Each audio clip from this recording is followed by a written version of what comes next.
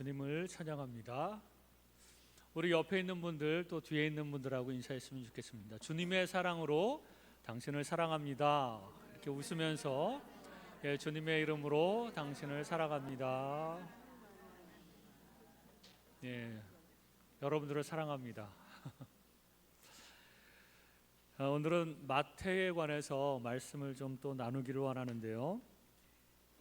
마태는 세리였는데 이 세리를 제자의 하나로 받아주신 그 예수님의 마음을 우리가 이 시간 묵상하기를 원합니다. 예수님은 세리에 대해서 두 가지 태도를 보이셨습니다. 그 당시에 민중을 착취하고 자기의 배를 착복하고 있는 세리들을 예수님께서는 무섭게 책망하기도 하셨습니다. 그러나 예수님은 그 세리들을 책망한 것이 아니라 그들의 죄를 책망한 것이죠. 그리고 주님은 세리들이 죄인이었음에도 불구하고 한 인간으로 불쌍히 여기시면서 거절치 않으셨습니다. 그들도 회개하고 돌아오면 다 받아주시고 용서하시고 심지어는 예수님의 제자로까지 받아주시는 것이죠. 그래서 주님은 세리 마태도 제자로 삼아주셨고 삭개오도 구원하여 주셨습니다. 그리고 당시 사람들이 가장 싫어했던 세리 마태가 예수님을 자기 집으로 초청했을 때 그 잔치에 참석하는 것이 오해받을 일인 줄 알면서도 즐겁게 그 잔치에 가셨습니다. 아주 악독한 사람이 있어요. 그 사람이 여러분을 초청하시면 가겠습니까? 거기 가면 그리고 그 사람하고 친해지면 사람들이 수군거리면서 여러분을 욕할 텐데요. 그러나 예수님은 그런 거 전혀 상관없었습니다. 그 사람이 정말 회개하고 예수님을 믿기만 하면 그 사람이 과거에 어떠한 사람이었더라도 상관없이 그 사람과 깊이 교제하고 그를 하나님의 자녀로 또 예수님의 제자로 삼기를 원하셨던 것이죠. 예수님은 누구든지 제자 삼기를 원하십니다. 매국노, 죄인, 세리조차도 여러분 예수님께서 제자로 삼으셨다면 그 어떤 사람도 예수님의 제자가 될 수 있습니다. 좀 도덕적으로 훌륭한 사람들만 예수님의 제자가 되고 그런다고 우리가 생각하고 오해를 하는데요. 그래서 아주 흉악범이 회개를 하고 예수님의 제자가 된다고 했을 때 사람들은 잘 믿으려고 하지는 않습니다.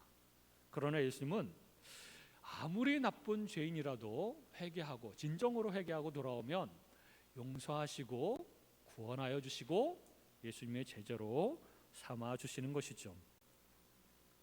우리도 예수님의 제자로 삼으셨습니다. 우리 같은 나쁜 사람들도 죄인들도 예수님이 제자로 삼으신 것입니다. 여러분 마태가 남긴 가장 위대한 업적은요 마태복음을 기록했다는 것입니다. 마태복음에는 저자로서의 마태의 특성이 잘 나타나 있는데요. 마태는 유대 역사와 구약 성경에 정통한 사람이었습니다. 아마 어렸을 때부터 똑똑해서 그 유대 율법을 어렸을 때부터 배우면서 아주 똑똑하다고 인정을 받은 사람이었고 뿐만 아니라 세리로서 그 직업을 잘 수행하기 위해서는 수학적인 머리도 뛰어나야만 했습니다. 그러니까 숫자에 능통했던 것이죠. 그래서 마태복음은 구약 성경을 잘 알고 있었던 유대주의자들을 위해서 마태가 복음서를 기록한 것인데요. 그래서 구약 성경이 이렇게 성취되었다라고 하는 것을 강조하기 위해서 이 구약 성경을 가장 많이 인용하는 책이 바로 마태복음입니다. 그러니까 자기가 알고 있었던 모든 구약의 구절들이 다 오실 메시아를 예언하는 것이다 라고 하면서 쭉 해석하면서 마태복음에 많이 인용을 한 것이죠. 마태는 어떻게 해서 유대 역사에 관해서 잘 알 수 있었을까요? 지난주에 말씀드린 것처럼 이 사람은 아마도 제사장 집안에서 태어나서 구약 율법을 상당히 많이 공부를 했을 것입니다. 이 마태의 원래 이름이 뭐라고 말씀을 드렸죠? 지난주에 레위 마태. 그래서 그는 마태복음에 철저히 유대 역사를 분석하면서 예수님께서 그리스도이시며 왕으로 오셨다는 것을 구약 역사 안에서 아주 정교하고 날카로운 필치로 기록하고 있는 것을 볼 수 있습니다. 제가 이제 돌아오는 주일부터 마태복음 강해를 하려고 하는데요, 마태복음을 공부하면 할수록 놀랍다는 생각들이 훨씬 더 많이 듭니다. 어떻게 이렇게 정교하고 숫자도 그렇고 아주 조직적이고 구조적으로 너무나도 놀랍게 기록된 것이 바로 마태복음입니다. 세리라고 죄인이라고 예수님께서 제자로 받아주시지 않았다면 마태복음은 이 세상에 없었을 것이고, 우리는 이 마태복음을 통해서 예수님에 관해서 아주 정확하게 그 분석된 그 구약의 예언의 성취로 나타나신 그 예수 그리스도 메시아 되시는 이 분을 잘 알지 못했을 것입니다. 게다가 그는 숫자와 숫자의 의미를 잘 알아서 마태복음엔 숫자가 정말 많이 나옵니다. 근데 이 숫자가 그냥 숫자가 나왔구나 라고 하는 것이 아니라 이 숫자를 의도적으로 기록을 했고, 유대인들이라고 하면 딱 읽어보면서 이게 이런 의미구나 라고 하는 것을 대번에 알 수 있을 정도로 숫자가 가지고 있는 의미들이 있고요, 그것을 아주 잘 풀어서 설명하고 있습니다. 그냥 단순한 숫자가 아니라 그 숫자의 의미가 예수 그리스도와 하나님 나라를 나타내고 있음을 잘 설명해 주고 있는 것입니다. 아마 세리가 되기 위해서 아마 수학도 열심히 공부를 했을 것입니다. 마태는 자기가 어렸을 때부터 받은 그 교육들이 어느 날 위대한 복음서를 기록하기 위한 재료로 쓰여지리라고 하는 것을 아마 상상도 못하고 아마 열심히 배웠을 것입니다. 그러나 하나님은 처음부터 마태를 교육시키면서 아마 그런 계획을 가지고 계셨을 것입니다. 이 사람을 나중에 예수님의 제자로 삼은 다음에 마태복음을 기록하게 해야 되겠다, 아마 그렇게 하나님은 계획을 가지고 계셨을 것입니다. 그러므로 우리도 공부할 수 있는 기회가 주어지면 열심히 공부해야 됩니다. 우리 자녀들에게도 공부를 게을리하지 말도록, 왜냐하면 그 모든 공부한 것들이, 그리고 재능을 개발시키고 그랬던 것들이 앞으로 어떻게 주님을 위해서, 하나님 나라를 위해서 사용될지 모르기 때문에 그렇습니다. 공부도 열심히 해야 되고 기타 재능들도 갈고 닦아야 됩니다. 우리 조성배 집사님이 옛날에 배웠던 기타나 이 피아노 이런 거를 지금 사용할 줄 누가 알았겠습니까? 이것을 통해서 하나님께 영광을 돌릴 수 있는 것이죠. 그래서 여러분, 배울 수 있다면 컴퓨터와 악기와 노래 부르기와 꽃꽂이나 이런 모든 것들을 기회가 있는 대로 배우시면 나중에 하나님을 위해서, 하나님 나라를 위해서 반드시 사용될 때가 온다는 것입니다. 언젠간 주님이 반드시 쓰실 것입니다. 우리가 희생적인 결단을 내리면서까지 전폭적으로 주를 따라가는 제자가 되어야 하는데 어떻게 그렇게 될 수 있을까? 마태를 통해서 좀 살펴보기를 원합니다. 첫 번째로, 예수 그리스도가 내 인생의 문제에 대한 유일한 답이라고 하는 것을 확신해야 되는 것이죠. 그래야 예수님을 따라갈 수 있습니다. 전폭적으로 따라갈 수 있습니다. 예수 그리스도는 내 인생에 대한 유일한 답이시며 길이시며 진리이시며 생명이라고 하는 확신이 없으면 예수님을 따라갈 수가 없습니다. 두 번째로, 우리가 희생적 결단을 내리기 위해서는 우리가 잃어버리는 것보다, 예수님을 따라가서 제자로서 삶을 살아갈 때 잃어버리는 것들, 놓칠 수 있는 것들보다 주님으로부터 얻는 것이 훨씬 더 소중하고 훨씬 더 가치 있고 많다는 것을 알아야 됩니다. 예수 믿고 나서 잃어버리는 것이 실제로 있습니다. 세상 친구들하고 즐기며 놀 수 있는 것들, 포기해야 되는 것들도 참 많이 있습니다. 그래서 예수 믿고 난 다음에 노는 친구들이 바뀝니다. 옛날에 이런 무리들하고 놀았다면 지금은 또 다른 무리들하고 하나님 안에서 서로 사랑하며 지내고 있는 것이죠. 친구도 변합니다. 기호도 변합니다. 예전에는 술 담배를 너무 좋아하고 또 세상적인 거 좋아하고 오락 좋아하고 게임 좋아하고 도박도 좋아하고 그랬다면 지금은 다른 게 좋아집니다. 말씀 듣는 거 좋아지고 찬양 부르는 거 너무 좋아지고 많은 사람들하고 성도들하고 교제하는 것이 좋아지고 바뀌는 것이죠. 그러면서 시간 사용도 바뀝니다. 주로 내가 많은 시간을 들여서 쏟아붓던 그런 것들이 이제는 달라지는 것이죠. 그렇게 잃어버리는 것들도 많지만 새로 얻게 되는 것들도 많아지는 것이죠. 우리는 그리스도 때문에 얻은 것이 더 많습니다. 그리고 정말 가치 있고 소중한 것들을 많이 얻게 되는 것이죠. 그러므로 마태처럼 일어나서 모든 것을 버리고 주를 쫓아가는 제자로서 삶을 살아갈 수 있습니다. 그러므로 내 시선을 세상에 두지 않고 계속 예수님만 바라보면서 예수님을 따라가는 제자로서의 삶을 살아가야 됩니다. 미국에 어떤 한 사람이 있었는데요. 미국에서 그 당시에 제일 유명한 가수였다고 합니다. 그리고 시카고 방송국의 프로그램 편성자이기도 하였고요. 그는 어렸을 때 예수님을 믿고 교회를 좀 다니긴 했는데 성장하면서 그리고 그의 노래 부르는 그 인기가 높아지면서 예수님을 점점 잊어버리고 교회도 안 다니고 오랫동안 신앙생활을 접었다고 합니다. 오랫동안 예수님 없이 삶을 살았던 것이죠.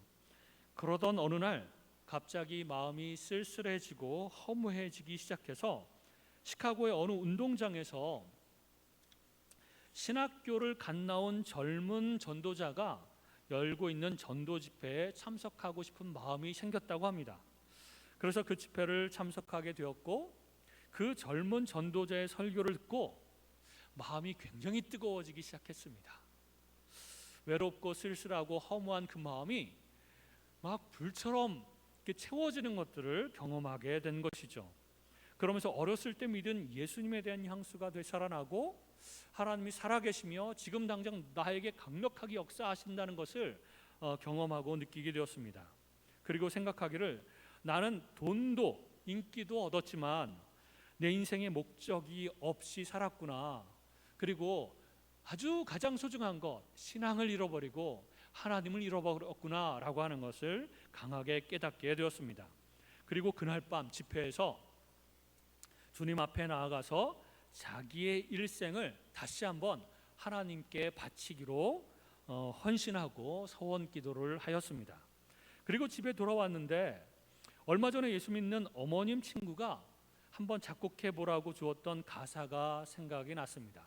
그러니까 가사만 있고 곡은 없는 거죠. 이 사람은 작곡도 많이 했던 사람인데요. 그래서 그는 그 가사에 맞게 한번 작곡을 시작해 보자. 그러면서 작곡을 시작하기 시작했습니다. 그런데 작곡을 하다가 전화가 걸려왔습니다. 방송국에서. 그러면서 이 방송국 사장이 다시 이 사람하고 전속 계약을 체결하면 지금까지 받았던 돈의 2배를 주겠습니다. 다시 계약합시다 라는 전화를 받은 거죠. 굉장히 좋은 조건으로 전화가 걸려온 것입니다. 근데 이 사람이 전화상으로 그렇게 이야기를 했다고 합니다. 미안하지만 오늘 밤 저는 제 목소리를 주님 앞에 드리기로 결정했습니다. 앞으로 제 목소리는 주님의 영광을 위해서만 쓰여질 것입니다. 이 전화를 끊고 난 후에 그 사람 마음속에 아름다운 멜로디가 이 가사에 맞는 아름다운 멜로디가 떠오르게 되었고 그리고 조금 전에 하던 작곡을 완성시킬 수 있었다고 합니다. 그 곡이 뭘까요? 조금 전에 우리가 함께 불렀던 곡 주 예수보다 더 귀한 것은 없네. 이 세상 부귀와 바꿀 수 없네. 영 죽을 내 대신 돌아가신 그 놀라운 사랑 잊지 못해. 세상 즐거움 다 버리고 세상 자랑 다 버렸네. 그러니까 이 사람의 인생이 담긴 그런 곡이죠. 세상 즐거움도 있었고 세상 그 자랑할 만한 그런 커리어도 많이 쌓아놨고 그랬는데 이 모든 것들을 다 버리게 되었다는 것입니다. 그리고 주 예수보다 더 귀한 것은 없네. 예수밖에는 없네. 이 곡을 완성시킨 것이죠. 그가 참석했던 전도 집회의 그 젊은 전도자는 빌리 그레함 목사님이었고 이 사람은 그 당시에도 나이가 많았음에도 불구하고 빌리 그레함 목사님 곁에서 늘 찬양으로 동역했던 조지 베브리 쉐아라고 합니다. 우리가 찬송가를 보면 아까 불렀던 그 94장 찬송가 맨 밑에 보면 주석 같은 게 설명이 좀 달려 있는데 거기에 그런 내용이 조금 있습니다. 이 마태와 그 젊은 전도자는요, 조지 베버리 쉐아뿐만 아니라 진정으로 예수님을 구세주로 만난 모든 제자들이 그런 삶을 살았습니다. 모든 것을 버리고 주님을 따라가는 삶. 주님, 진정한 그리스도 메시아를 만난 사람들은, 그리고 나를 사랑하사 나의 모든 죄악을 위해서 대신 돌아가신 그 예수님을 만나게 되면 우리 모두는 세상 자랑, 그리고 내가 즐겼던 모든 것들 다 버릴 수 있습니다. 주님을 위해서라면. 그리고 나한테는 주님밖에는 없습니다. 주 예수보다 더 귀한 것은 없습니다 라고 고백할 수밖에 없는 것이죠. 예수님을 구세주로 만난 모든 제자들이 그런 삶을 살았습니다. 내가 만난 주님이 너무나도 소중하기 때문에 나의 모든 것을 버리고 주님을 쫓아 살아가기를 결단할 수 있는 것이죠. 그리고 그것이 바로 우리의 기쁨이고 우리의 소망이기 때문에 다른 어떤 거, 세상적인 어떤 거, 그런 거 안 줘도, 그런 거 누릴 수 없게 되더라도 상관없다는 것이죠. 오직 예수 그리스도만 따라갈 수 있다면, 그리고 예수님을 위해서 뭔가를 할 수 있다면 나는 그런 삶을 살아가기로 선택합니다 라고 고백할 수밖에 없는 것입니다. 초대교회 문서들에 의하면 그는 주로 유대 땅에서 전도하다가 말년에 에티오피아 지역에서 많은 선교 활동을 했다고 합니다. 그리고 그는 어느 날 에티오피아에서 애굽을 이집트를 향해서 돌아오는 도중에 복음을 박해하는 사람들을 만나서 결국 창에 찔려서 거기에서 죽임을 당했다고 합니다. 그 역시 순교를 한 것이죠. 그렇게 주님 앞에 삶을 드리면서 복음을 전하면서 살다가 그렇게 아름다운 모습으로 순교를 하고 천국으로 간 마태, 그 제자 마태처럼 우리도 주님, 죄인인 저를 하나님의 자녀로, 그리고 예수님의 제자로 삼아주셔서 감사합니다. 제가 가지고 있는 것들, 누리는 것들, 자랑하는 것들, 이 모든 것들 주님을 위해서 바치겠습니다. 그리고 그 모든 것들보다 우선적으로 주님을 섬기기를 원합니다. 그렇게 고백하며 주님 앞에 나아가는 저와 여러분이 되시기를 주님의 이름으로 축원합니다. 기도하겠습니다.